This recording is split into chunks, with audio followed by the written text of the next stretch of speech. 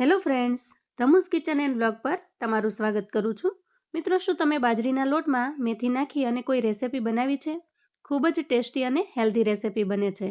બજારમાં મોંઘી મળતી આ રેસિપી તમે ઘર પર બિલકુલ ખર્ચ વગર બનાવીને તૈયાર કરી શકશો અને લાંબા સમય સુધી સ્ટોર કરીને એન્જોય કરી શકશો. નાના કે મોટા સૌના માટે ખૂબ જ હેલ્ધી એવી આ રેસિપી ચાલો બનાવવાનું શરૂ કરીએ. તો રેસિપી બનાવવા માટે આપણે અહીંયા મેથી લેશું. તો તમે જુઓ, એકદમ ફ્રેશ અને તાજી મેથી અત્યારે બજારમાં આવે છે અને મેથીના ખૂબ જ ફાયદા છે. એટલા માટે જ શિયાળાની અંદર આપણે કંઈ ને કંઈ રીતે મેથી આપણા આહારમાં સમાવીએ છીએ. તો અહીંયા આપણે આમાંથી મેથીના પાનને જુદા કરી લેશું. પાનને છૂટા પાડી અને આપણે ઝીણા ઝીણા સમારી લેશું. તો અહીંયા મેથીને મેં પહેલા ધોઈ લીધી હતી. હવે આપણે પાન છે એને ઝીણા ઝીણા કટ કરી લઈએ અને મેથીના પાનની સાથે અહીંયા મેં થોડું લીલું લસણ લીધું છે, એને પણ સમારી લઈએ. મેથીના પાનને એકદમ ઝીણા ઝીણા સમારી લીધા છે અને અહીંયા થોડું લીલું લસણ લીધું છે, મેં એકદમ ઝીણું સમારી લીધું છે. તો આપણે લસણને પણ એકદમ ઝીણું બારીક સમારી લેવાનું છે. હવે આપણે એક બાઉલ લેશું અને એના અંદર લેશું બાજરાનો લોટ. તો અહીંયા મેં 1 કપ ભરીને બાજરાનો લોટ લીધો છે. એકદમ સરસ ચાળી અને તૈયાર કરી લીધો છે. તો અહીંયા લોટ છે એ રૂટીન આપણે જે બાજરાના રોટલા બનાવવા માટે તૈયાર કરતા હોઈએ છીએ એ જ લોટ લીધો છે. અને હવે આપણે લોટની અંદર ઘઉંનો લોટ છે ઉમેરીશું. તો અહીંયા ઝીણો જે રોટલી માટેનો લોટ હોય એ લોટ લીધો છે અને આપણે બાજરાના લોટની અંદર 3 ચમચી ભરીને ઘઉંનો લોટ નાખીશું અને 1.5 ચમચી જેટલો આપણે અહીંયા ચણાનો લોટ નાખીશું. હવે આપણે મસાલા કરી લઈએ. તો અહીંયા સ્વાદ પ્રમાણે મીઠું એડ કરીશું. 5 ચમચી જેટલી હળદર ઉમેરીશું. અડધી ચમચી જેટલો અહીંયા ધાણા જીરું પાવડર ઉમેરું છું અને આ બધા જ મસાલાને આપણે મિક્સ કરી લઈએ. તો મિત્રો, આજની રેસિપી એકદમ ટેસ્ટી અને ખૂબ જ શાનદાર બનવાની છે. વિડીયો છેક સુધી જોજો, તમને આજની રેસિપી ખૂબ જ પસંદ આવશે. તો અહીં આપણે બધી જ વસ્તુને મિક્સ કરી લીધી છે અને સમારેલી ભાજી છે એને હવે આપણે એડ કરી દઈએ અને સાથે સાથે ઝીણું સમારેલું લસણ પણ. અહીં જો તમે લસણ ન ખાતા હો તો લસણને સ્કીપ કરી શકો છો. જો તમારી પાસે લીલું લસણ ન હોય તો તમે લસણનો ઝીણો પાવડર મળે છે તૈયાર, એ પણ નાખી શકો છો. તો લસણને આપણે એડ કરી દઈએ અને અહીંયા મોટા 3 ચમચા જેટલું હું તેલ નાખું છું. તો અહીંયા તેલનું પ્રમાણ હશે તો આપણી રેસિપી એકદમ ખસ્તા બનીને તૈયાર થશે અને ખૂબ લાંબા સમય સુધી સારી પણ રહેશે. કેમ કે તેલ છે એ પ્રિઝર્વેટિવનું પણ કામ કરે છે અને કોઈ પણ વસ્તુને લાંબા સમય સુધી સારી રાખે છે. હવે આ બધી જ વસ્તુને પહેલા આપણે મિક્સ કરી લઈએ.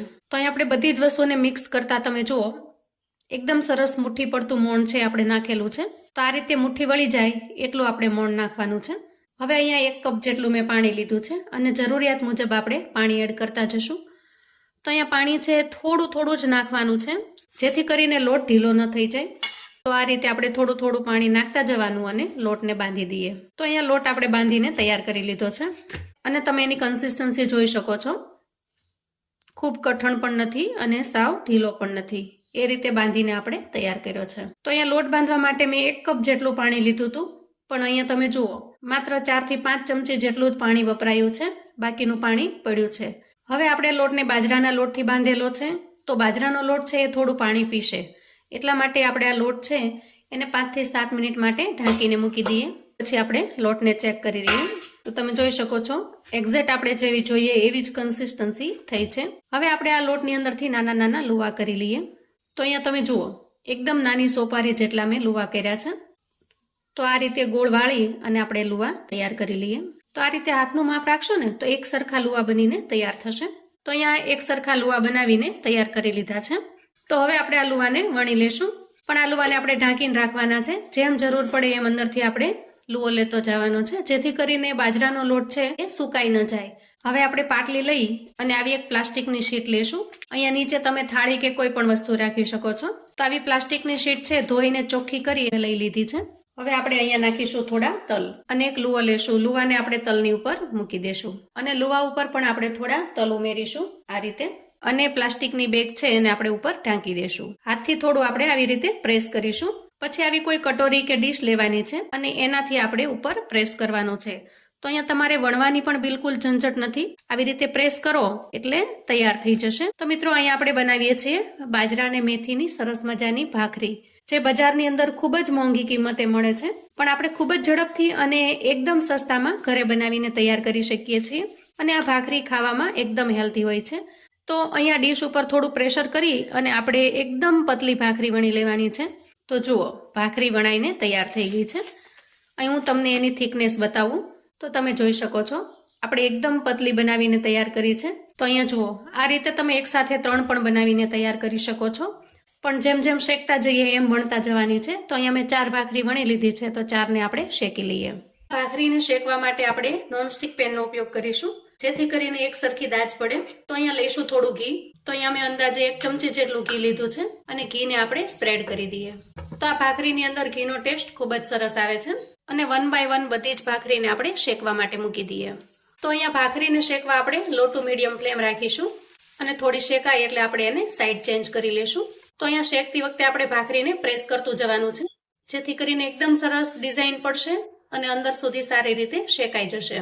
તો અહીં તમે જોઈ શકો છો, ધીરે ધીરે ભાખરીમાં એકદમ સરસ ડિઝાઇન પડી રહી છે. તો આ ભાખરીને આપણે નોનસ્ટિકમાં એટલા માટે કરીએ છીએ કે જો જે રૂટીનમાં આપણે તવો વાપરીએ એમાં કરીશું તો ભાખરીની ડિઝાઇન છે સારી નહીં પડે અને બળી જશે. તો અહીં આપણે આ ભાખરી છે એને કાઢી લેશું અને બીજી બધી જ ભાખરીને આપણે આવી રીતે શેકી લેશું. શેકાતા અંદાજે 3 થી 4 મિનિટ જેવો સમય લાગે છે, કેમ કે સારી રીતે શેકીશું તો જ લાંબા સમય સુધી સારી રહેશે. તો મિત્રો, આ રીતે તૈયાર થયેલી ભાખરી બિસ્કિટના સ્વાદને પણ ભૂલાવી દે એવી સરસ બનીને તૈયાર થાય છે. તો અહીંયા આપણે બીજી બેચ છે એને સારી રીતે શેકી લીધી છે. તો જુઓ મિત્રો, અહીંયા આપણી ભાખરી બનીને તૈયાર થઈ ગઈ છે.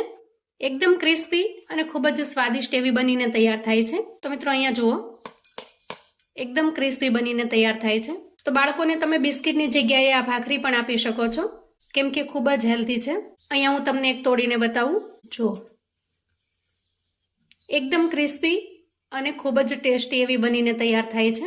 આ ભાખરીને તમે 1 મહિના સુધી સ્ટોર કરીને રાખી શકો છો અને કોઈ મુસાફરીમાં જાઓ છો તો સાથે પણ લઈ જઈ શકો છો. અને ક્યાંય મુસાફરીમાં જવું હોય ને મિત્રો, તો આ ભાખરી બનાવીને લઈ જશો તો ચાની સાથે કે સૂકી ભાજીની સાથે એકદમ ટેસ્ટી લાગશે. અને વળી ચાની સાથેનું કોમ્બિનેશન તો અદ્ભુત છે. તો મિત્રો, આવું અવનવું જાણવા માટે ચેનલ પર જો તમે નવા છો તો ચેનલને સબસ્ક્રાઈબ કરો. વિડીયો ગમે તો લાઈક અને શેર કરો. તમારા સગા સંબંધી મિત્રોને પણ આપણી આજની આ બાજરા મેથીની ભાખરીની રેસિપી ચોક્કસથી મોકલી આપજો, જેથી એ લોકો પણ બનાવી શકે, એન્જોય કરી શકે, નાસ્તામાં પણ આપી શકે. લાંબા સમય માટે સારી રહે છે, તો મુસાફરીમાં જાઓ તો પણ સાથે લઈ જઈ શકે. તો મને આશા છે કે મારી આજની રેસિપી તમને ખૂબ જ ઉપયોગી થશે. તો મને કોમેન્ટમાં ચોક્કસથી જણાવજો મિત્રો કે આજની રેસિપી તમને કેવી લાગી છે. ફરી મળીએ એક નવી રેસિપી સાથે.